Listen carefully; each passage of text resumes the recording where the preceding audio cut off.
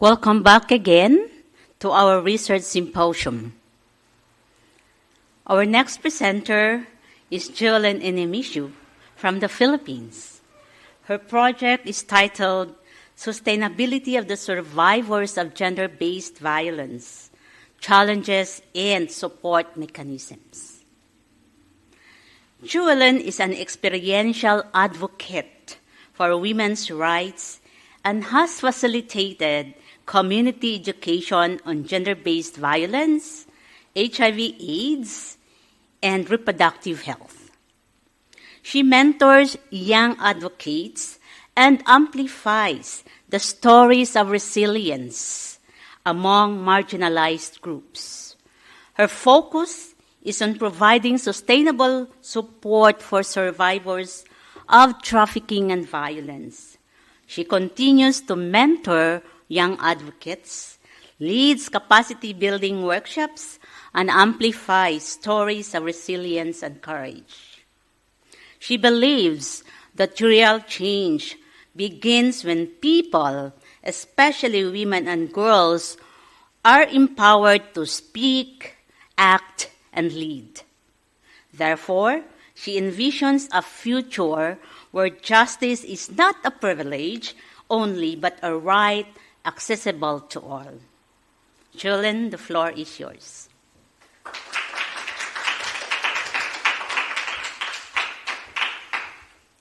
Good day and good night. I am Jewellyn Enemecio from the Philippines. I was inspired by Sister Denise during our immersion in Cambodia. And so I have think of this research on sustainability. It was really great how she handles all the landmine survivors, that until now they are continuing to operate the center. Thus, sustainability of gender-based violence survivors.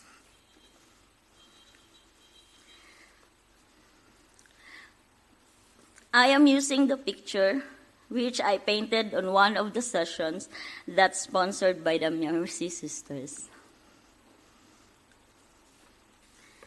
And this picture shows a radio interview on me, and the link was on my research paper. This is how I got the idea to make a project on podcast. The aim to shed light on gender-based violence, and this will amplify the survivors' voices, break down stigma, and highlight pathways towards healing and stigma. What do we understand about gender-based violence? Forget about all those bookish things, because I, as a survivor, I never thought that this time I would use my own case study. But I want to share the learnings I have in this so-called University of Life. 2009, when I got into the Good Shepherd Welcome House and Recovery Center. But that story was very long, so I'm not going to mention it and how I got into it. That was my first chapter. When I came out of the recovery center, that was 2010, when I was hired as an outreach worker for the Good Shepherd Welcome House, I was also invited to get a scholarship and be enrolled in social work. So I enrolled, but then the exposure in the community, like it was so sudden to me. So I got all my friends also from the center. They enrolled also, but together we relapsed.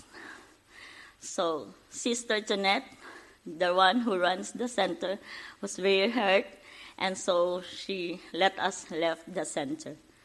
But then she thought of us and what will happen to those girls who are out there. So she let us come back and called us.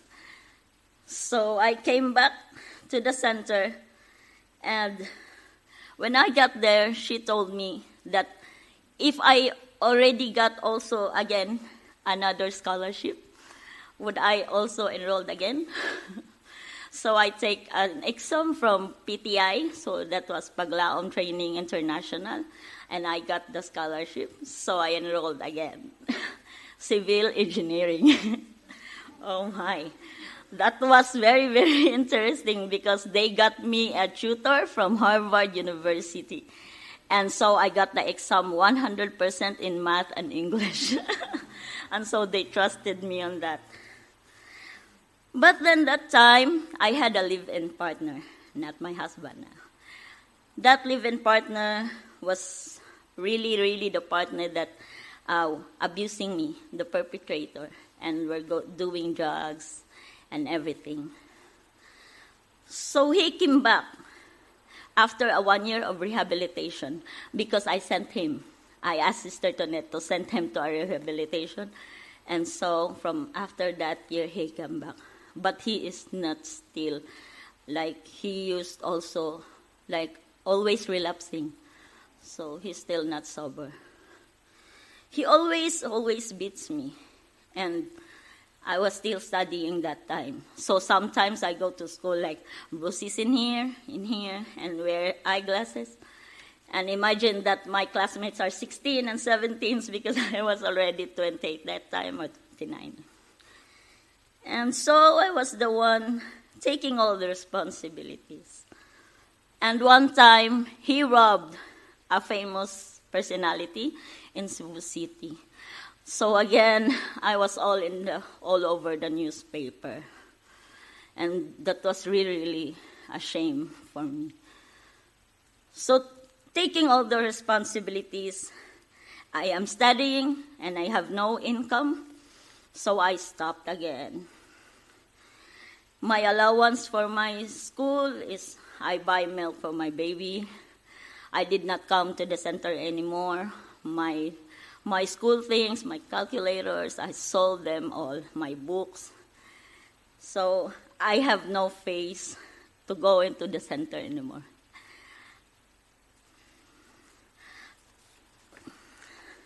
And that is why Sister Angela didn't see me anymore. I used to tutor her in Bisaya. I came back to work in a small bar. But God is really good to me. And one time, a social worker called. Ate Arian called to me and said, if I wish to have a job. And I said, yes. Even if it is a small income, but at least I have a good job. So I got the job as an outreach worker again in Good Shepherd Welcome House. And I told myself that I will stop doing my vices again. And so I did.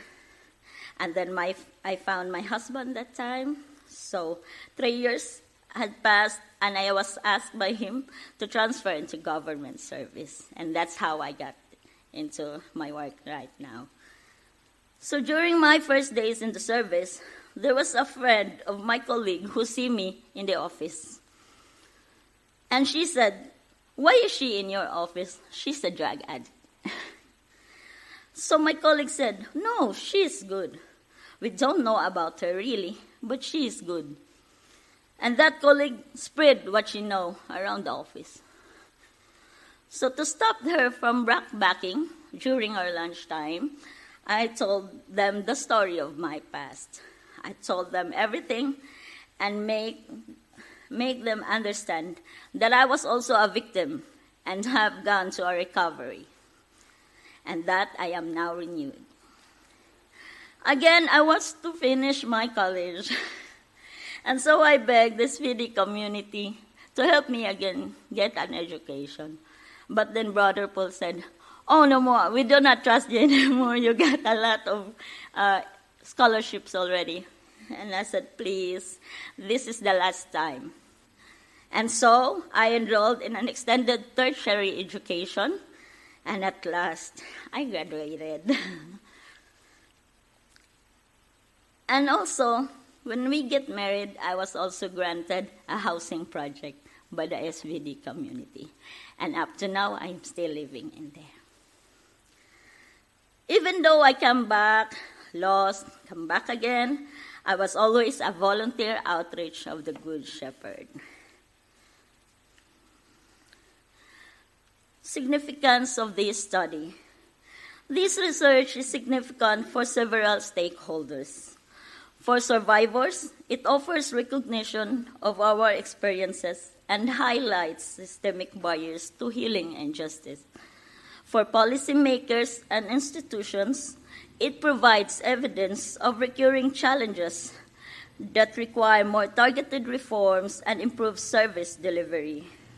For civil society organizations, it identifies opportunities to strengthen survivor-centered approach and advocacy. The impacts of the gender-based violence. Psychological impact. One time, due to my problems, I resorted to suicides. So that's how I got all my bruises in here. If you get to see them, I get my bruises. And thanks God, I have this good coping skills and resilience, and of course, the supportive people I had.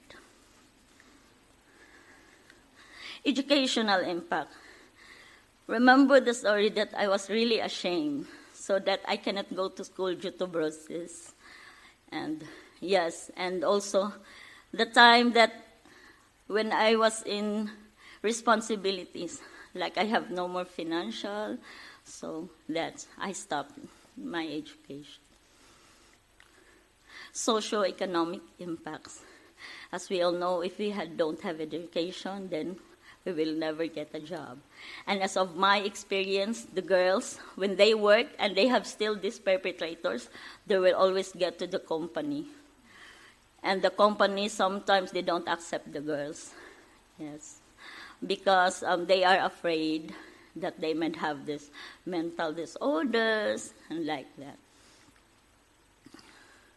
The gaps in support systems. Based on the social norms, several factors shape community perceptions. Victim blaming and the culture of our family honor. This is a pervasive situation in Filipino communities, that a woman or girl should keep violence with the home to protect family honor. This contributes to shame and discourage reporting, often seen as tarnishing the family's reputation. Stigma manifests through internalized shame, and those survivors face judgment from insiders than support. And that's what happened to me in the office before. Despite the availability of service in many contexts, we frequently encounter barriers in seeking support. Fear of stigma and victim-blaming attitude. Actual utilization often remains limited. I remember a partner of an outreach, Brother Paul, and he says to me, "Why is it that the girls just get the 20%, and then the 80% goes to organizations?" And then he laughs. That's leave me thinking. We are aware of the resources and services, but mistrust in institutions and fear of secondary victimization, being judged and dismissed. The lack of detailed public information on specific ordinances limits public understanding of survivor rights and awareness for support. Findings. Based violence is deeply rooted in cultural, economic, and gender inequalities, with survivors facing multi-layered challenges. While there is a strong policy framework in place, implementation is uneven, and survivors often lack trust in institutions. Interventions have provided important lifelines, but economic empowerment and stigma reduction remain critical. Survivor empowerment is most successful combines legal protection, psychosocial care, economic reintegration, and community support. Conclusion. Reintegration is not just about restoring income. It is about restoring agency, dignity, and dependence. For gender-based violence survivors in Cebu City and across the world, sustainable reintegration strategies must blend skills training, employment opportunities, financial inclusion, social protection, and psychosocial healings. Ultimately, survivor-centered programs that bridge economic empowerment with community solidarity are the strongest tools to break the cycle of violence and ensure lasting resilience. Patience, just like Sister Tonette, and persistence is a virtue. Please continue to help and never give up, not unless you are forced to. In addition to what you have read, include education in foreign countries that girls in the Philippines are not for sale and not marry for convenience to the family and get to date the 10-year-old girl. Promote courage and healing. Encourage language that affirms survivor rather than blaming behaviors. Equip barangay officials, teachers, and frontline workers with understanding of the trauma, confidentiality, and local referral pathways. Partner with companies that can help rebuild the trust and accept victim survivors. This research underscores a vital lesson: empowerment is multidimensional.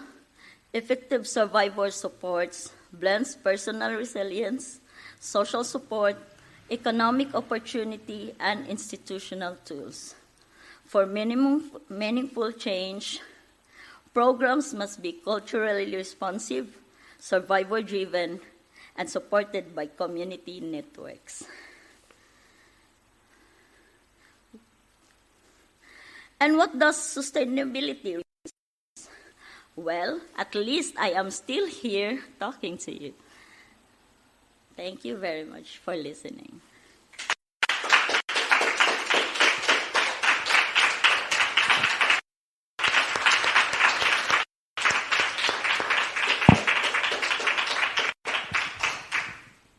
Thank you very much, Jewellyn.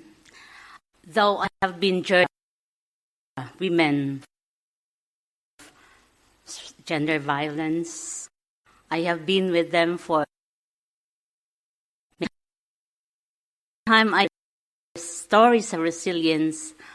I always shed tears. It's not that it's done. As Jewellyn has said, more things to be done. And I hope everyone is doing what is to be done. And now the table is open for questions. There is a question from online.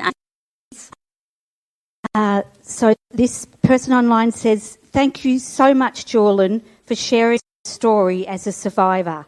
You are an inspiration. What is one thing that has helped you most as a survivor?" The one thing that helped me most is my resilience. I remember that 3 times I was in the hospital. And every time I came home, I am the only one who will go home. And my husband will say, "How did you get out of the hospital? You no penny." I said, "Nah, I got all my resources." Thank you. Yes, Lucia. Oh, Maria. Maria and Lucia. Thank you, Jewellyn, for sharing your. I wanted to ask. I'm Maria from Argentina. I'm sorry. I wanted to ask you how the trust on others in you contributed to your resilience and to your capacity to move forward. Sometimes they don't trust, just like Brother Paul. Oh, how can you make it? But at least I proved to them, and just like when I got the housing project, I always go every dawn, every 2 a.m. in outreach program just to prove to them that I am deserving. I am Lucia Njogu from Nairobi, Kenya. Thank you very much, Jewellyn, for sharing with us your personal experience, and more so to the work that you are doing. Survivors, girls in Cebu. My question is, most of the times, even in the communities where we are, we have gender-based violence victims going through rehabilitation centers, giving them all the services and all the supports that we can as the community. But at the end of it all, after 6, 7, or a year, you find them going back to the same behavior, not knowing whether the environment or the community where they come back to is not welcoming, or it is the people whom they find in the community. What would you describe as the most sustainable method to keep them moving forward, not to relapse again? For me, there is no sustainable method. God will make a way. In my experience, my husband, the one, no, not my husband, he's my live-in partner before, and he was in jail for like around that time that he robbed, and then he went out around 2021 or 2022, and then he do drugs again, and so he came back to jail. And right now, he was out and he was renewed because he said that he is already old and why do the same abuses again. And also in my friends, I've got the girls in the center. Out of 10, maybe we have 2, and by my time, we are around 20, and I guess 5 just came back. And 5 are renewed, including a good friend of mine, and she was already a program coordinator. And yeah, we had a lot of struggles before we came into our path. And I always believe God will make really the way. Thank you, Jewellyn. I have one question for you, and just your bravery is just, I'm so proud of you. McKenna from the United States. My question for you is, what would you tell your 29-year-old self today to look forward to or to encourage her? What would you say to her or to any girl who was in your position where you were when you were 29? What would I say to her? Yeah. How would yeah. I encourage? What would you say to your younger self? I would say to my younger self that I will continue to help the girls and the children. And if ever I have the chance, I will always be inspiration to them. Yes, we have some questions online. So I have 2 affirmations for you, Jewellyn, from people who are listening online. Thank you, Jewellyn, for sharing your experience with us. Your experience is an example of God's merciful presence with women everywhere. Your advocacy for those facing gender-based violence is a light of hope and strength for many.